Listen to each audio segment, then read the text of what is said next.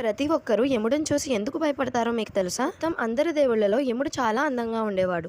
దానితో స్వర్గంలో ఉన్న అప్సరసలందరూ ఆయన వెనకాల పడేవారు. దానితో ఆయనకి గర్వం పెరిగిపోయి కర్తవ్యాలను మెల్లమెల్లగా మర్చిపోతారు. ఇదంతా గమనించిన శివుడు యముడిని కైలాసానికి రమ్మని ఆహ్వానం పంపిస్తాడు. శివుడు తపస్సు చేయడానికి సిద్ధమవుతూ ఉంటాడు. అంతలోకి యముడు వస్తాడు. శివుడు యముడితో పక్కనే ఉన్న నదిలో నుంచి కొన్ని నీళ్లు తీసుకురమ్మని చెప్తాడు. యముడు నీళ్లు పట్టడానికి పక్కనే ఉన్న నదికి వెళ్తాడు. వంగి అతను నీళ్లు పడుతుండగా అతని ప్రతిబింబాన్ని చూసి ఆశ్చర్యపోతాడు. అతను ఎంతో నల్లగా 2 కొమ్ములతో ఉంటాడు. దానితో వేగంగా శివుడి దగ్గరికి వెళ్ళి శివయ్య నన్ను క్షమించు అని ప్రాధేయపడతాడు. కానీ అప్పటికే శివుడు తపస్సులోకి వెళ్ళిపోతాడు. దానితో కోపంతో విష్ణువుకి తపస్సు చేయడం మొదలు పెడతాడు.